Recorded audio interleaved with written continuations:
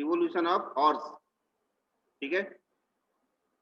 घोड़ा सबने देखा है, लेकिन आपको जानकर के आश्चर्य होगा कि घोड़ा जो होता है वो इंडिया में पाया जाता है, एशिया में पाया जाता है, यूरोप में पाया जाता है, लेकिन आवाज कट रहा है सर। हाँ, अब आवाज कट रहा है, कैसे करूं? लेकिन इसकी उत्पत्ति भारत में या एशिया में या यूरोप में नहीं हुई, बल्कि अमेरिका में हुई। वर्तमान में घोड़ा जो है वो अमेरिका में पाया ही नहीं जाता, ठीक है।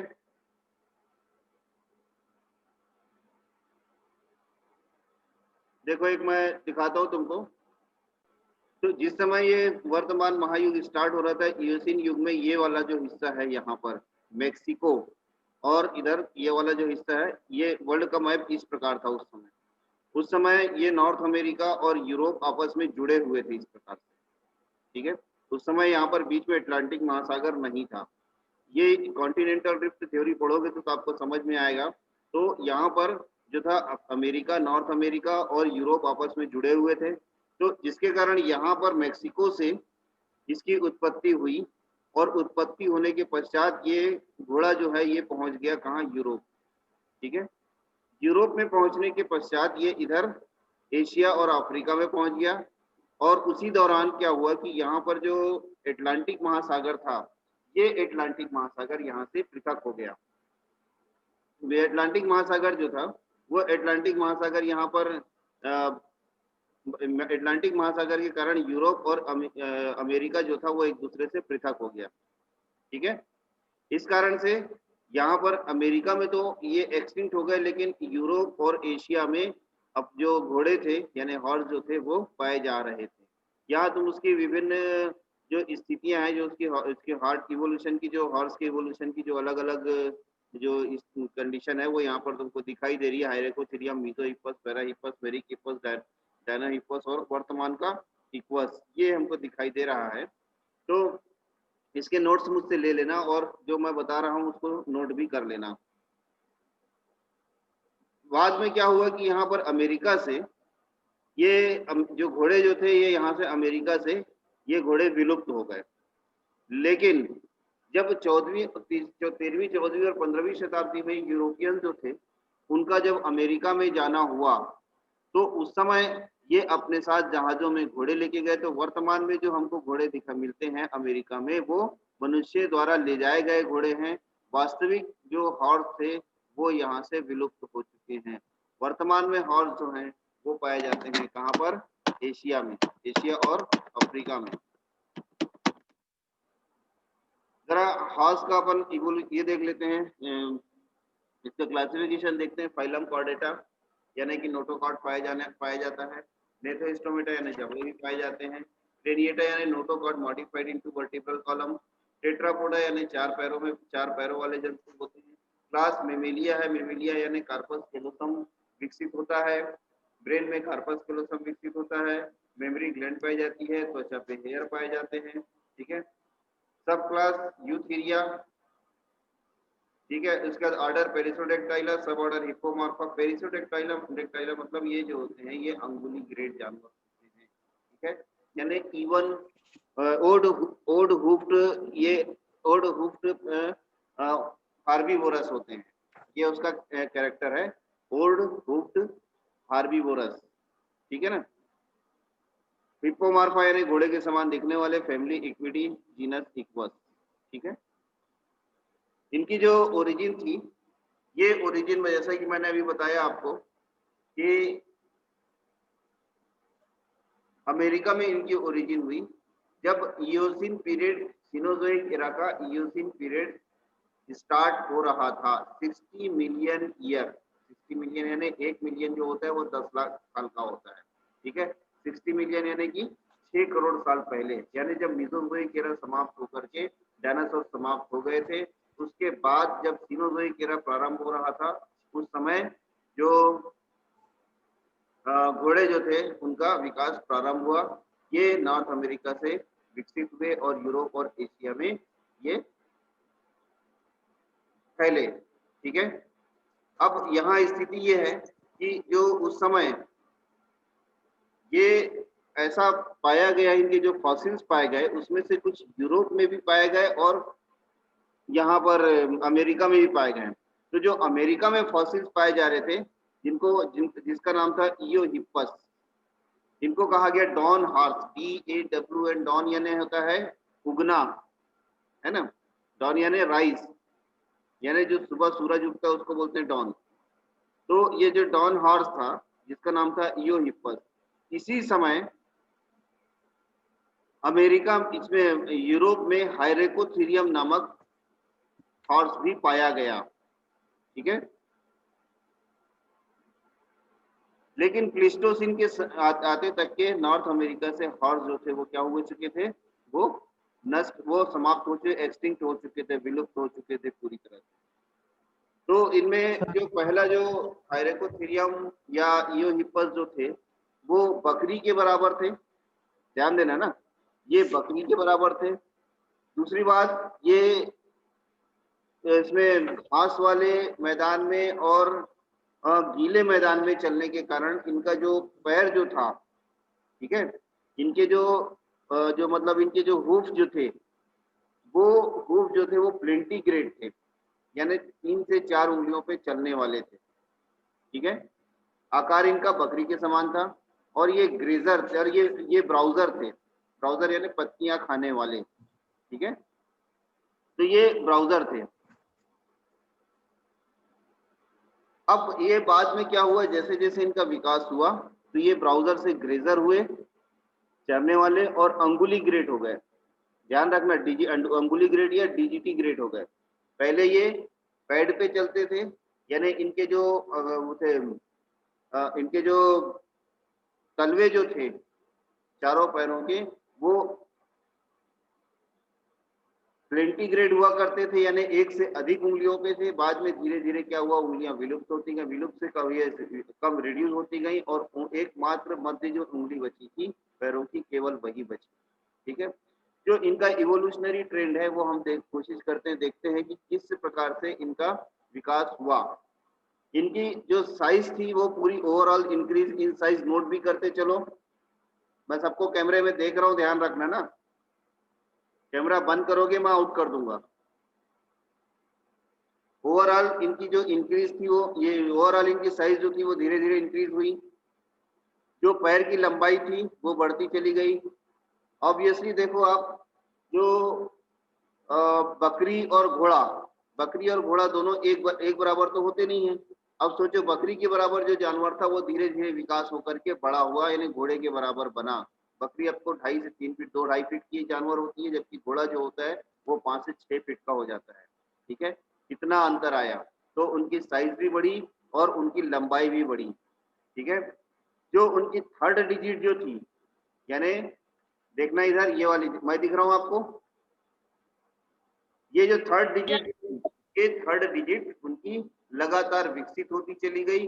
जो अन्य उंगलियां थी वो धीरे धीरे कम होती चली गई।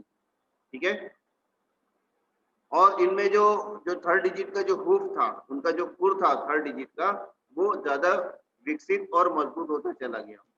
ठीक है,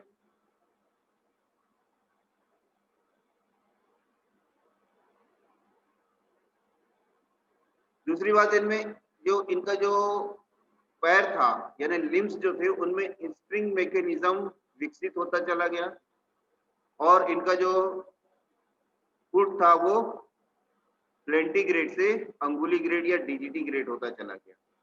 ठीक है, अब देखो इसमें हाइरेकोथीरियम, अब इसकी फाइलोजेनी देखते हैं हम, इसका विकास कैसे हुआ।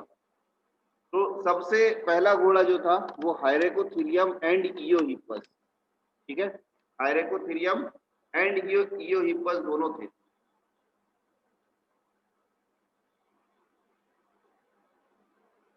क्योंकि हाइरेकोथीरियम जो था वो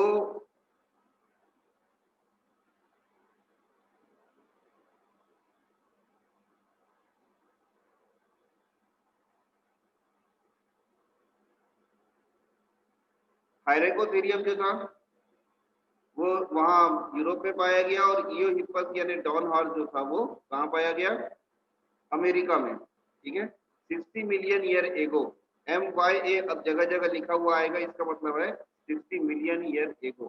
ठीक है, जगह का नाम नोट कर लो, YPRESEAN, रेप्सियन। ठीक है, ये अर्ली इयोसिन, जो सबसे जो स्टार्टिंग इयोसिन काल था उस समय 6 करोड़ साल पहले ये नॉर्थ अमेरिका में विंड रिवर बेसिन वायमिंग जो था वहां पर ये पाया गया। ठीक है, ये 25 से 45 सेंटीमीटर इसकी हाइट थी, सिर छोटा था,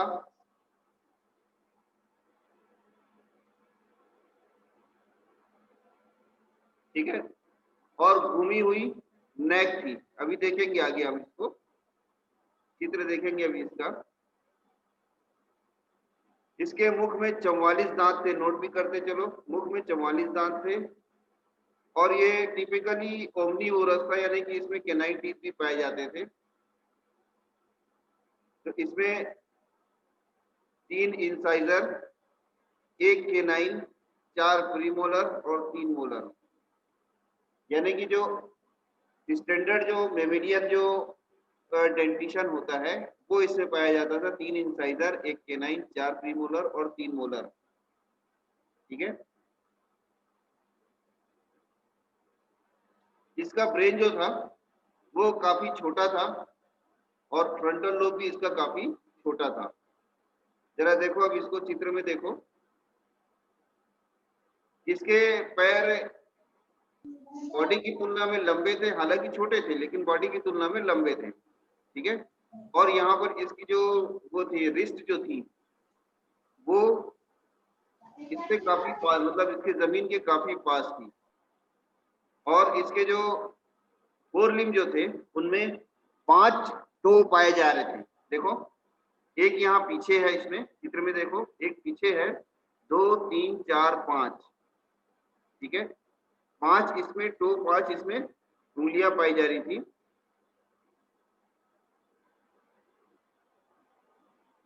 और हाइंड लिम्ब जो था उसमें 3 टो थे, 5 4 3।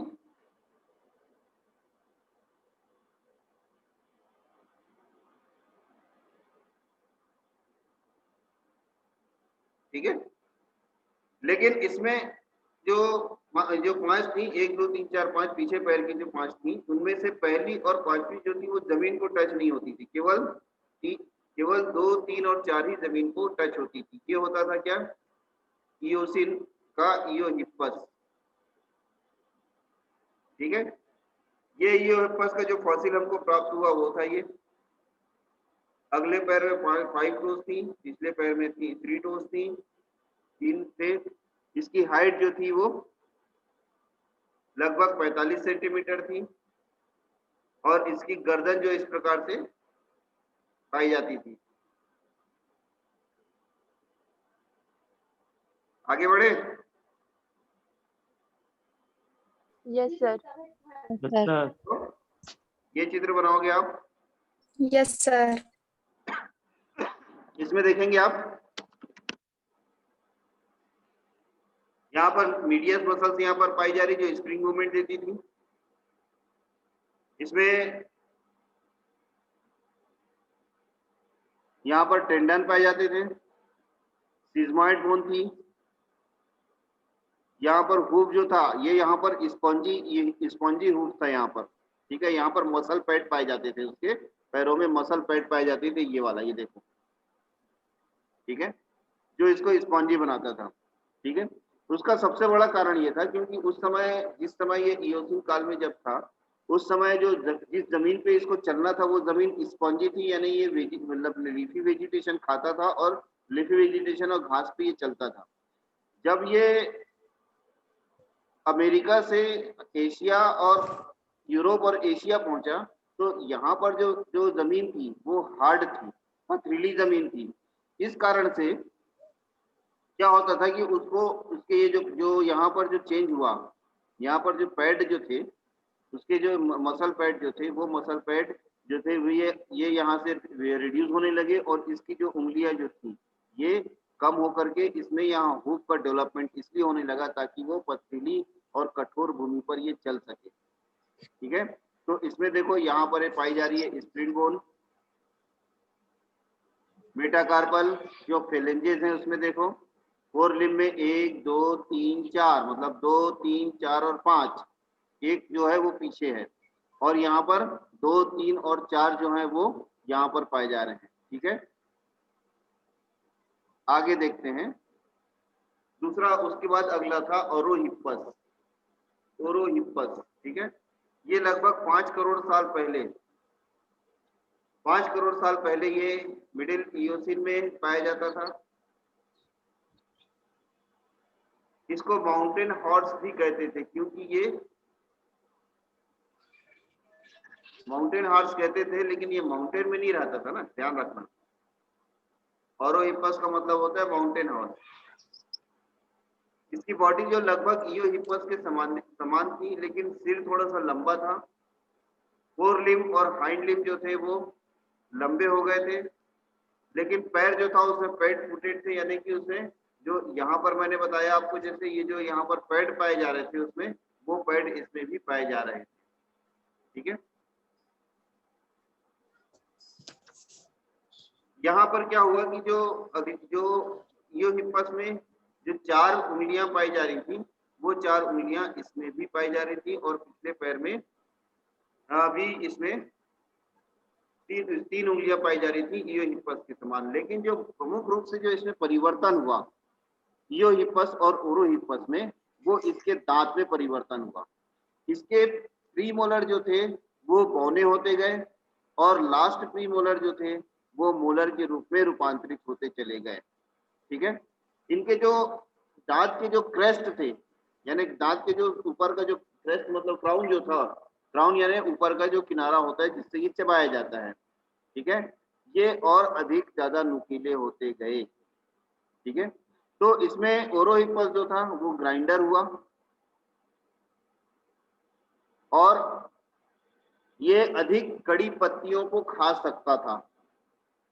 ठीक है, इयोहिप्पस की तुलना में ये अधिक कड़ी पत्तियों को या घास को खा सकता था, यानी कि ब्राउजर से ग्रेजर की तरफ धीरे धीरे इसका जो रूपांतरण था, इवोल्यूशन था, वो होने लगा था। ठीक है, देखो यहाँ पर ये है ओरोहिप्पस का स्केलेटन और ये उसका रेस्टोरेशन, ओरोहिप्पस को वापस रिस्टोर करके बनाया गया कि उसका जो चित्र बनाया गया कि कैसा हुआ होगा। ठीक है, ये अंतर हमको दिखता है ओरोहिप्पस में और यहाँ पर इयोहिप्पस में।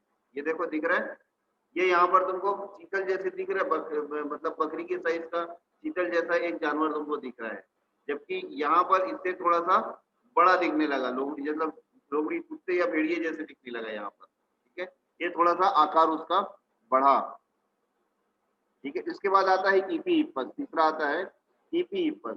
ये लगभग 47 मिलियन यानी 4 करोड़ 70 लाख साल पहले ये पाया गया था। नोट करते चलेंगे और इसमें ग्राइंडिंग टीथ पाए जा रहे थे जो इपीहिप्पस में ओरोहिप्पस की तुलना में अधिक ग्राइंडिंग थे, यानी इयोहिप्पस में कम ग्राइंडिंग थे, क्रश करने वाले थे। यहाँ पर उसके जो धीरे धीरे क्या हो रहा है कि उसके क्राउन जो हो रहे हैं, जो टीथ के क्राउन जो है वो ज्यादा डेवलप हो रहे हैं, जिसके कारण से वो ज्यादा अधिक तरीके से अपने भोजन को पीस सकता था। ठीक है, और इसमें जो था इपीहिप्पस में इसका जो नाम दिया गया है डूशेन हिप्पस इंटरमेडिस, इसकी जो प्रजाति थी ये ओलिगोसिन युग के जो घोड़े थे उनके समान था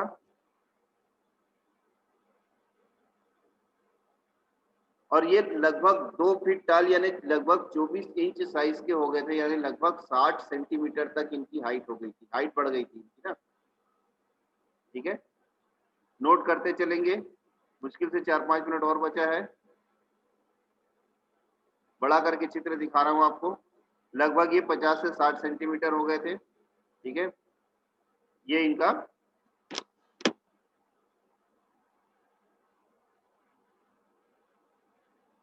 इसके पश्चात आज की क्लास का हम लास्ट लेंगे मीजोहिप्पस। मीजोहिप्पस काफी लंबा है। मैं आज की क्लास यही इपीहिप्पस पे ही खत्म कर रहा हूँ, क्योंकि मुश्किल से 2-3 मिनट में ही अब ये बंद हो जाएगा। ठीक है।